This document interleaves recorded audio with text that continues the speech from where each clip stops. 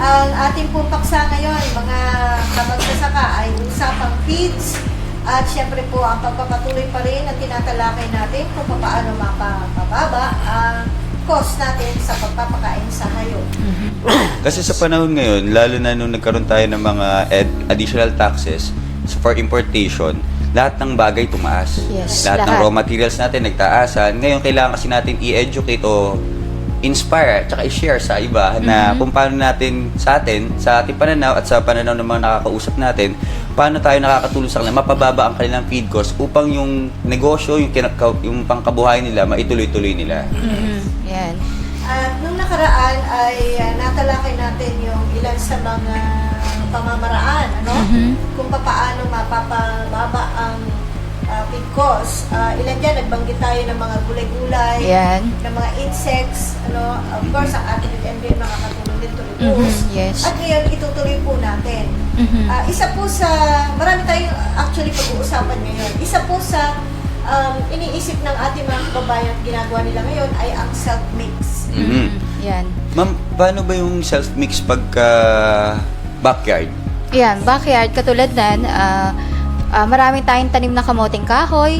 Pwede yung ating sinasabing kasaba, taro, yung gabe, yung Tagalog na gabe. Pwede yan. Tapos yung water lily, pwede natin yan ipakain. Pwede. Yes, Sa water lahat ba lily. pwede? Lahat pwede, sa cattle, sa kambing, sa manok, sa native na baboy, pwede yan. Pero ibinibilad pa po ba yan? Tulad ng tao, kailangan patuloyin mo na dahil meron daw nakukuhang Yes, oo, toxin, yun yung sinasabi. Pero doon sa mga iba, napapractice na yan sa mga ibang bayan. Kinukuha lang nila, yung iba nga, kinukuha lang sa may mga ilog-ilog, tapos diretso na. Kasi ang masama doon, wala lang hugas. Ang masama doon, kasi yan, kumukuha yan ng mga lumot-lumot, yung mga toxin doon sa ano. Ang maganda dyan, yung mga roots o yung ugat, kailangang alsin na muna natin. So, saka natin ibibigay. Yung iba, chinachap, saka ibibigay. Mas maganda rin yan doon sa mga baka, lalo na yung mga dairy cow, pwede natin siyang ibigay. Pero a certain amount, hindi lagi. Siyempre, kailangan pa rin natin lang po support yung mga concentrate, yung mga ibang damo, yun ang ibibigay natin. Kumbaga, pang alternate lang yung mga sinabi natin na kasaba, water lily, kangkong, yan. Pwede natin silang ibigay. Biruin mo, yung water lily na nakakaperwisyo sa mga dagat, ilog na talagang pag natakpan niya yung buong dagat, mamamatay yung isa. Siyempre, wala nang sunlight. Pero pasalamat tayo, marami tayong mga agricultural scientists na pinag-aaralan na pwede palang ipakain. Yun nga sinasabi natin, wag natin minsan tingnan yung masamang naidudulot nito. Dito, mas maganda to ipakain natin sa hayop. 'Di ba? Hindi tayo problema, makakatulong pa tayo sa dagat. Kumbaga na unti-unti na nating nabubuo ulit ngayong marine ecosystem. Na nakakatulong. Yung mga sinasabi natin nakakapinsala. So, eto na po, tandaan nyo po yan. Kung malapit kayo sa dagat, kung wala naman, edi magpatubo na rin kayo sa likuran bahay nyo. Madali lang yan. Actually, sa ibang bansa, kinakain yan eh. Ang Yung mga water hyacinth, yung flower na kulay white, may violet yan, kinukuha nila yung bulaklak, isinasama nila sa pork. Tapos may doon sa mga Southeast Asia, kinukuha nila yung salad. pinapry nila. Bakit? Oo. Ano ba yung nakuha mga nutrients doon? Mayaman po siya sa vitamins, mineral, may calcium, may potassium, ayan, may manganese, may zinc. Ay, di pwede Yan na. po. Pag tayo nagugutom, pwede na rin pala natin iluto Yung leaves. Oo. Kaso nga lang, kailangan marunong kang kumuha kasi medyo makatiyan. So, kailangan expert. Pero yung iba, ang sinabi, kainin mo para matry mo. Parang gano'n, hindi naman nakakamatay siya. Yung young leaves, pwedeng isama sa pagkain. Biruin mo yun. Sa bagay, naniniwala ko dyan kasi yung tinutubon yung mga water lily, ang tubig natin, basta't maalat, mayaman sa mga minerals yan. Yung salt is actually mineral. Naman ang kangkong. Oo. Kaya nga, Saan yung tubig yan pero pinakain pa rin natin. yung sinasabi lang nila na, yung katulad niya, mga heavy metals, like yung mga mercury, yun talagang masama yan. Pero, nagagawa naman ng paraan yun, tulad sabi ni Miss Ana, tanggalin mo yung ugat. So, pwede po kayo mag-self-mix. Of course, dito sa Team Atomy, pwede po kayo magpa-customize. Oo. Pwede magpagawa ng sarili ninyong style. Yes. Depende, of course, Sa mga ingredients na available sa kanila. At saka libre po yan. Lagi natin inuulit libre. Nagbigay po kami dito ng ilang sample, but of course, hindi masyadong makikita sa ating screen. Pero mabanggit na lang po natin at pwede nyo balikan ito sa YouTube na mas malapit siguro. No? Okay. Na mas makita sa screen yung sample ng free-range chicken formulation na binigay po ni Miss Ana. Ayan. Ito po yung starter, grower, and layer. Miss Ana, siguro pakibanggit mo na lang para sa ating mga nakikinig ngayon. Isulat nyo po, mga kaibigan, yung babanggitin ni Miss Ana na formulation sample po para sa free-range Free-range chicken. chicken. Ito yung layer. Okay. Ito po yung sa starter. Meron po tayong mais, 30.875 kilos. Soya, 13.5 kilos. Rice bran or darak, 5 kilos. Yung ating NBM, kalahating kilo. At yung ating atobi is 125 kilos. Ibig sabihin, 125 grams. At yung NBM, kalahating kilong NBM. So, That makes it 50 kilos. yes, tumototal po yun ng 50. And then doon sa grower free-range feeds, corn, 30.875, soya, 11 kilos, rice bran or darak, 7.5, NBM, kalahating kilo, and atobi is 1.25 grams. So, total of 50 kilos. Sana Yan po nagsusulat kayo. Sample na po yan. Magandang formulation. Oo. Saka, nilakihan na rin po namin para sa mga viewers, nilakihan namin ng konti. Sana mas mabasa nyo na Mas maigi. readable. Kaya na po siguro Yan, Yan po. Okay. Okay, yung sa layer, meron tayong mais. Yan po yung hammered corn, yung sinasabi na apat na hati. Yan yung malaki. Kailangan kasi sa layers, malalaki yung mais. 27.375. Soya, 8 kilos. Rice bran or darak, 5 kilos. Fish meal, 1 kilo. Copra meal, 4 kilos. Ito yung copra meal is yung palyat. Doon sa mga hindi nakakaalam, is palyat sa Tagalog. Yan po. Limestone, 4 kilos. And NBM, kalahating kilo. Atobi is 125 grams. Yung limestone po is a source of calcium. Kasi kailangan ng layers may calcium source para mas mabuo yung itlog na ilalabas nila. Yung halimbawa, isang di maganda yung formulation, isang nagiging problema ng mga, mga farmers, lalo yung mga backyard, hindi available sa kanila. Ako, pagkakaintindi ko, yung limestone, pag availability yung calcium, kung yung alam niyo yung shell ng talaba, Oh, yes. noong tahong, Oyster shell po. o yung itlog, ayan, pwede niyo yung dikdikin yan. Tapos, yung fish meal naman, yung fish meal na miski mga hasang-hasang ng isda talaga, yun, fish meal yun eh. Opo, opo. Yung paano available. So, ayan po, at tatandaan nyo lang sa mga formulation na ito may NBM tsaka atobi.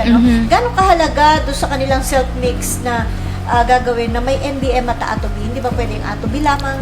Mas maganda pag may NBM kasi sa formulation o doon sa feeds na nabibili natin na commercial feeds, kompleto yan. Meron silang amino acids, vitamins, and mineral. So, kung lalagyan natin ng NBM, nakakompress na doon. Kumbaga, kahit hindi tayo kumuha ng by isa-isa na lysine, DL, meron na tayo doon sa NBM na kailangan ng hayop. Katulad na nabanggit ko kanina, yung hyacinth, yung water lily, pwede natin pakain. At isa pa, magsasabi tayo sa kanya o isang tip, yung kasaba meal, kung paano gawin. Pag sinabing kasaba meal, ano po ba yan? Kamote? Kamoting kahoy. Oo, yan. Kasi yung iba, pinapakain as diretso na, nilalaga sa mga baboy, sa itik, pwede natin yung pakain. Pero para, kung marami talaga, kasi ilalaga mo, hindi siya naubos, masasayang lang. So, para natin ma-store ng matagal, pwede natin gawin as kasaba meal. So, paano natin gagawin? Hugasan natin ang yung kamote.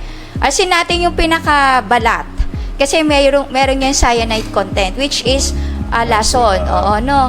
So, tapos, pagkabalat natin, gayatin natin ng maninipis, ibilad natin ng mga 3 to 4 hanggang 1 linggo para siya ay dry na dry, mawala yung moisture. Kung meron tayong pambayo, gilingin natin. So, may stock natin yan hanggang 1 buwan. Depende sa ating pagtuyo para mas mabilis o mas matagal natin may stored. So, pwede nating gamitin yan sa baboy, sa baka, sa itik. Pwede natin yan gawin sa broiler. So, may store natin na kung talagang labis, pwede pa natin ipagbili yan. Gano'n po kahalaga bilang nutritionist po kayo? Gano'n kahalaga na bigyan natin ng feed concentrate o pakain din na feeds? Tulad ng ating self-mix dito Oo. na sinample, para sa mga kambing o ruminants at Oh, yeah. hindi lang damo. Oh yes. Doon sa mga nag-grow as fattening, kailangan nila syempre mabenta nila lang mabilis. Mas nakakatulong po yung concentrate para mas lalong bumilis, lumaki yung ating alagang baka. Kasi kung rely lang tayo dun sa mga damo, kung ano lang papakain natin, so mabagal sa lumaki, lalo na't kung lalagyan natin siya ng Atuvie plus yung ating concentrate na NBM tapos yung mix natin, so mabilis, so madali silang lumaki. And then, we have also yung quail. Pwede rin po ba dyan yung sinabi yung mga kasaba? Yan, pwede. Ayun, Pero a dapat certain, na pagka dry natin, pipinuhin natin siya. Mm. Lalo na kasi sa quail naman, is kailangan syempre medyo pino yung papakain natin. Hindi nila syempre sa liliit nila. Mas gusto nila yung pinong feeds Pero o ihahalo crumble. po. Ihahalo pa rin. May a certain percentage or range para maglagay tayo ng ganong kasaba. Kasi yung kasaba is mayaman sa carbohydrates. Hindi pwede Source na yan. kami magbawas ng dara. Kung Oh sakali man yes, sa pwede. baboy. Pwede tayo magbawas sa mais. Lalo na ngayon, ang mahal ng mais. Pwede. So pag kinumpare yung cost ng raw material ng mais sa kasaba, mas okay na yung Mas kasaba. okay, oo. Ang sabi po ni Sir Jerome Delesio, ano ang NBM? Yes. NBM is nano-based mix. Concentrate po yan na kompleto na. May protein, may energy, may carbo, may amino acids, vitamins, mineral, antioxidant. So, kompleto na as kailangan ng hayop. Doon sa mga tinatawag nating as micro-ingredients. So, kompleto na po yan. Pwede po bang ihalo natin yan sa aqua feeds? Yes, pwede rin po yan. Kasi kung ano yung feeds natin na nagkukulang, syempre, kahit sa tagal na lumilipas, lalo na exposed sa sunlight, so nagbo-volatilize yung mga vitamins, mineral na. So, nagkakaroon ng deficiency, nutrient deficiency, kumbaga. So, andyan yung NBM para sustainhan ng sustansya doon sa feeds na nawawala. Okay, yun po. Okay. Okay, so bukod po sa mga sinasabi natin, mga pwede natin pandagdag, pwede natin pangkain, no? Dapat din hindi rin tayo nag-aaksaya. Isa rin sa pamamaraan Oo. para to lower yung ating feed cost, Tama. yung feed wastage. Yeah. Ang isang tanong naman dito, ilang kilo daw ng balanced feed to produce 1 kilo of meat? Pare-pareho ba ang resulta sa lahat ng hayop sa pagkwenta ng FCR? Depende po yan. So, depende dun sa ingredient, isa rin yun, kung ano yung gagamitin nyo. So, may mga ingredient tayo na puro ang source lang is carbo, kala mo ang dami. Katulad yung mga laging sinasabi sa akin, darak, corn, meron tayong tawag dito, copra. So, ang copra naman is 21% CP, pero more on, hindi natin kailangan mas madaming gagamitin. Kasi mas mataas ang fiber. Minsan hindi kinakain. So kasi may taste na, lalo na sa baboy, medyo mapait ang copra. Oo. Yan. Depende po. Kung palitan ko ba ng broiler opal, ang fish meal, okay lang po ba? Oo, Alam niyo kasi, po ba yung yes. opal? Ang Ano po? opal kasi, yan yung rendering. So lahat, ang opal is yung mga internal organs ng mga hayop. Katulad ng liver, ng kung sa isda, yung mga hasang, kasama niya yung mga tinik. Tapos, kung pwede rin hindi bas ang offal kasi hindi lang basta animal, meron din doon sa plants na tinatawag, katulad ng darak, yon ang tinatawag doon, opal yon, opal meal. So, yung mga wheat bran, opal meal din ang tawag doon. So, opal is meaning is rendering doon sa mga byproduct ng isang hayop o isang plants, halaman. So, Ganyan. pwede. Pwede po. Ngayon po naman ay puntahan natin yung formulation na ibinigay po ni Miss Ana dun sa nangihingi po ng formulation para sa baboy, sa fatteners. Kung mapapansin po ninyo, ang mga raw mats natin dito, mga karaniwan lamang. Yes, Hindi kayo oo. mahihirapang hanapin. Because we need yellow corn, soya, yung D1. D1 is darak. Darak. Molasses. O, yun lang po ang pangunahin dyan eh. Tapos NPM at Atobi. Very common. Oo. Paano ba makakatipid yung ating mga kababayan? Siguro bigyan natin sila ng tip kung paano sila magsusource out ng raw mats. Oh, yan. Kasi depende sa lugar eh. Kasi sa Bulacan, ang alam ko, meron sila kaagad na mabibilang, may suppliers doon. Meron namang poultry supply na nagbebenta talaga ng soya, may darak, at saka palyat. So, depende sa cost nila yon. Meron ba mga gulay o halaman na hindi dapat ipakain sa ating mga hayop? Halimbawa, yung bag ipil-ipil, marami nagtatanong Oo, sa atin yan. yan. Opo. Yung ba ay, kasi gusto nila makatipid, pero siguro dapat payuhan din natin sila kung alin yung mga bawal. Oh, alin yes. hindi Yung dapat. ipil-ipil, pinakakain natin yung starter grower. Depende rin, hindi natin pakainin ng madami. No, lalo, sa baboy ko pwede. Konti lang. Ipil-ipil In what with meat. form? Yan ba ay pinagtat? Yan ba Pwede yung dahon lang ha. Dahon. Kasi ang ipil-ipil is mapait. Mapait po yan. Oo. Lalo na sa mga baboy malalasan. Okay lang sana sa kambing. Walang problema sa kambing kahit ano lasa ng kinakain. Pero pag sa baboy, iniwasan natin yan doon sa magbubuntis o buntis na mga baboy, mga inahin. So, ipil-ipil, pwede sa fatteners, pero dahon lang. Oo, dahon Okay, lang. ano pang iba pang dahon or halaman na medyo i-regulate natin or wag? Oh, yun. Doon sa mga kambing, yung sitaw. Yung sitaw, Sitaw na yung gulay? dahon ng sitaw. Ano Yun, yun? depende rin, wag Bawal? ipapakain din doon sa mga buntis. Bawal sa Buntis buntis. din sa buntis. Oo. Kasi tayo, yung mga nasa probinsya, ang mga kambing nilalagay lang natin doon sa mga halaman eh. Oo. Kahit kainin yung Iba, mga pinipili natin naman eh. nila yung kinakain nila. Masarap Alam nila kasi, yung- masarap daw sa kambing yung sitaw. Pero hindi natin dapat ipakain yan. Sa quail naman daw po, kailan daw po tayo maglalabas ng feeds para sa quail? Maraming gusto mag-alaga niyang quail, ano. Nakakabili silang pugon, but next, ang problema nila, yung feeds. Ayun. So, kung may feeds kayo, it's a matter of choosing lang kung ano yung magandang feeds. Kung mahina na nakukuha niyo dyan, dagdagan niya lang na NPM tsaka ATB. yun na lang. Ngayon, yung iba naman, ang ginagawa, ano ba yun? Chick booster ba yun? Yung Chick booster po. Ayun, yung chick booster, tas ilan yung pinadadagdag mo doon? Doon na atobi po. At saka yung may pinadadagdag ka pa mga calcium at protein. Oh, yes. Yung calcium o limestone, pwedeng eggshell na meal, sinabi niyo po na dudurugin lang natin, o kaya yung oyster shell, o kaya pwede tayo maglagay nung, yung na-discuss natin, yung kukol. So, pwede natin gamitin yun. Stenta rin natin ng pinong-pino, saka natin siya ipakain dun sa pupo. Mga ano ang timbang nun, ba per kilo, i-multiply na lang nila kung ilan. Baba, 1 kilo na chick booster. Chick mo, pang ano to mga broiler to eh. Oo. Hindi mo pwedeng gamitin yan sa layers. Ngayon, ang ginagawa nila misana dyan, para nagto-troubleshoot sila.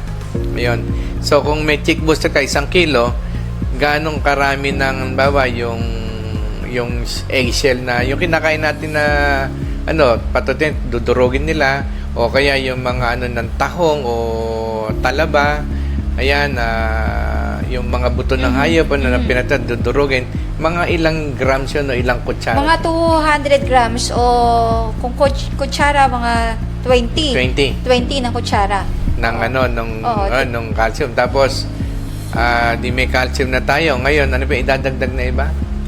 Pwede tayo magdagdag ng yung NBM, maglagay tayo ng 1 kutsara Oo. na NBM sa 1 kilo. Oo.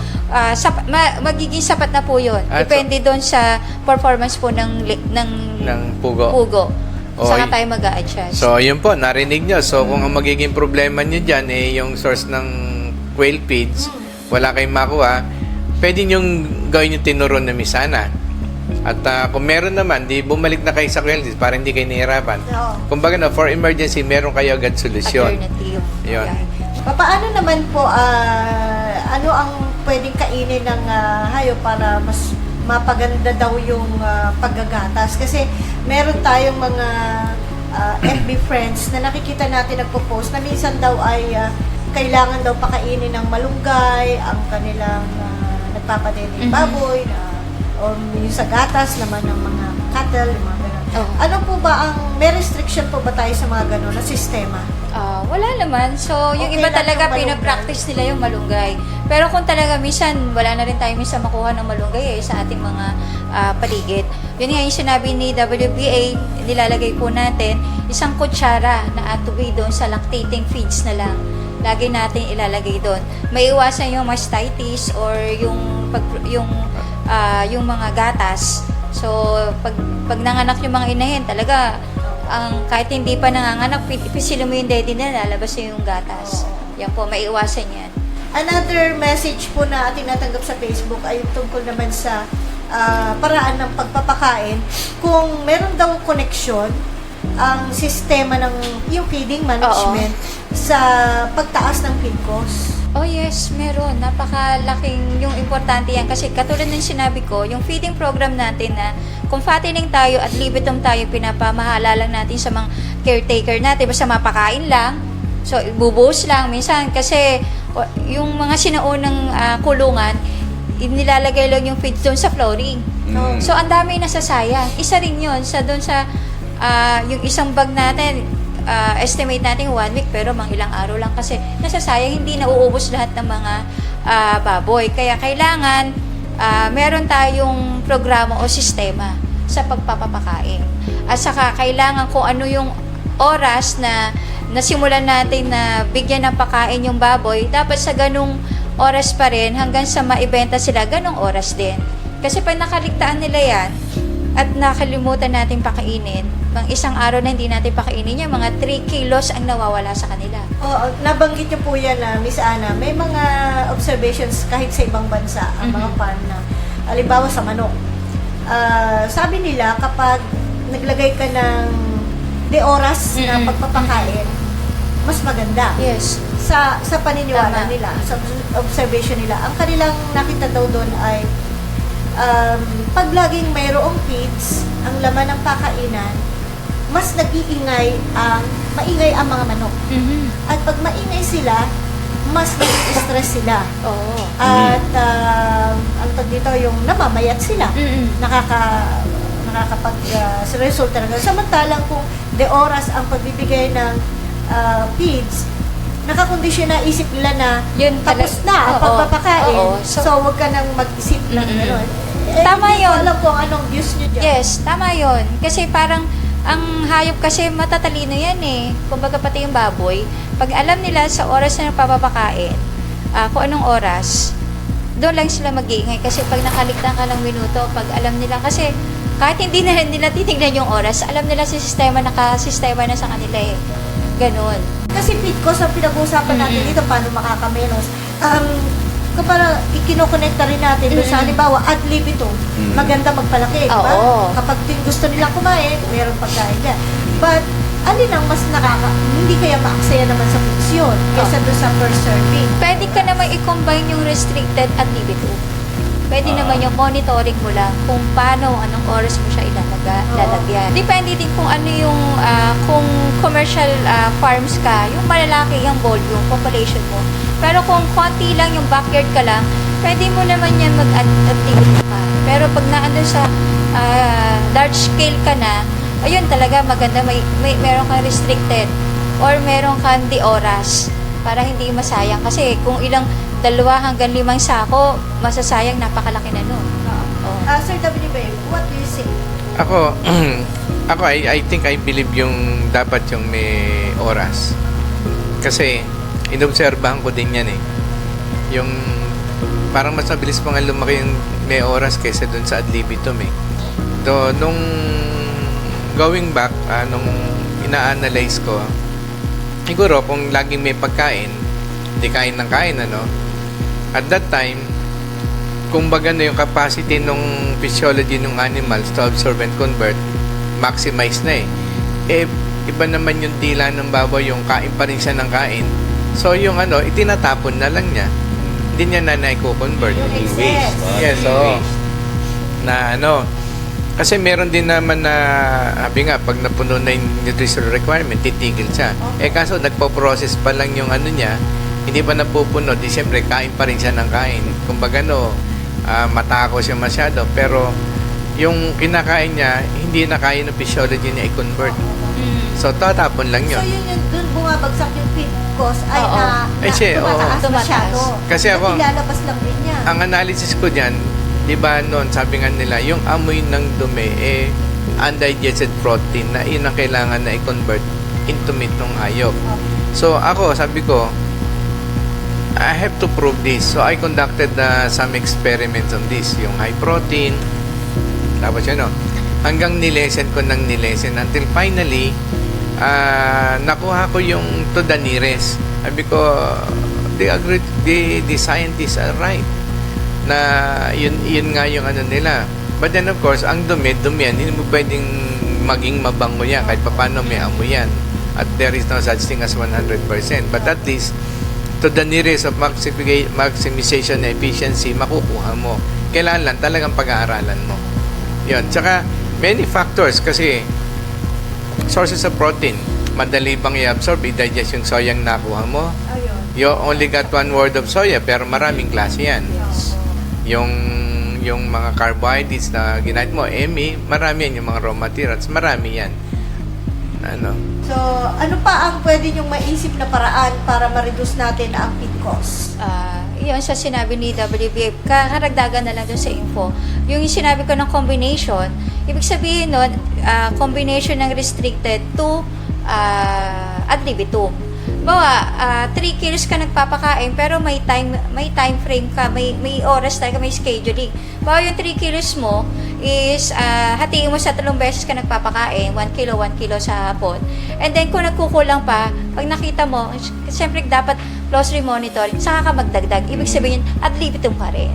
Kumbaga, naka-restricted ad libitum yung feeding program mo. Kasi nakamonitor ka. Nakamonitor ka. Oo. O yun. Paano naman yung feed spoilage? O, Na one way yan o sabihin, isang nagiging daan kaya nagkakaroon tayo ng mataas na feed cost. yun nga, yung sinasabi ko na kailangan i-monitor natin. From there naman, pag na-monitor mo yung kung 3 kilos, ay hindi nauubos. Dun sa tanghalian pa lang, hindi niya nauubos. Lalo na kung maglalagay tayo ng technology. Okay. Kasi sa technology, pag nag-efficient na yung katawan ng baboy, kumukonti na silang kumain. So from there, imbis na maglagay ka ng 1 kilo, kalahating kilo na lang kasi hindi nila mauubos. Doon makakatipid ka na ng kalahating kilo sa isang araw na pagpapakain mo. Yes.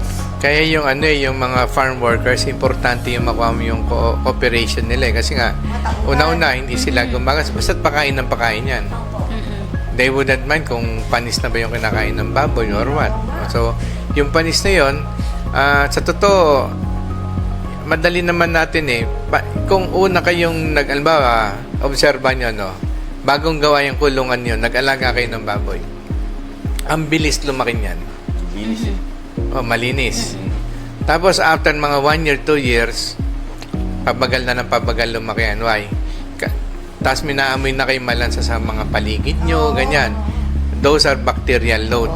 So, ibig sabihin, yung mga bacteria na napipigil niya yung pag-grow ng katawan ng hayop. Why? Because nakukuha nila yung oxygen na supposed to be gagamitin ng katawan ng hayop. Ayun. So, importante talagang maging malinis yung kulungan natin. Farm management para malesen yung mga bakterya hindi makabuild up yan. Asan yan? Pag sinabi ng hindi, walang sakit yung maganda, madami. Malayo ka pa, naamoy mo, ang lansa-lansa, baho na wag kang maniwala doon. Siguradong maraming sakit yung hayop noon. Di ba may nakikita pa tayong farm na isinas sa baboy?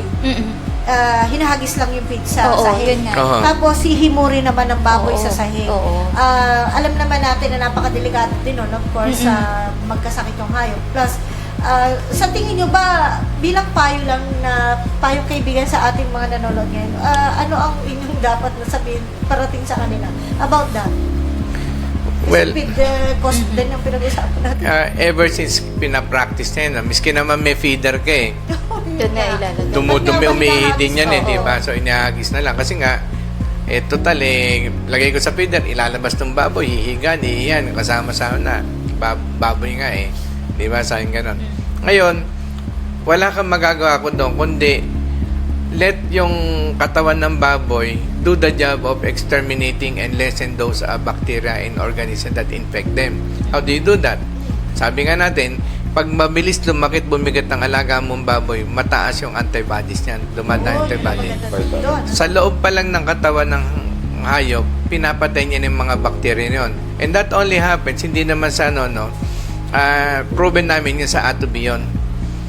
So, kaya pag dumami nga yung baboy, di ba, hindi naman ganun kabaho, yung lansa, wala. Kasi halos napatay niya na iba. So, kung merong contamination na doon sa mga flooring, hindi mo masyado nalinis o dinakot mo lang, nalagyan mo ng pangin, kinain nila, di makukuha nila yon. But at least yung papatay nilang mga bacterial load na yon, kokonti na lang. Ayun. Kaya yung baboy, they were given a good chance of mas mabilis lumaki, bumigat. Yun. So, yun ang ating parang barometer, tagasukat na siya mismo, katawan niya ang papatay doon sa bakterya na nakuha niya sa paghimod-himod Oo, sa yes. pagkain doon sa sahig. So, kaya na niyang patayin yun kung mataas ang kanyang resistensya. So, kailangan may technology tayo nilalagay.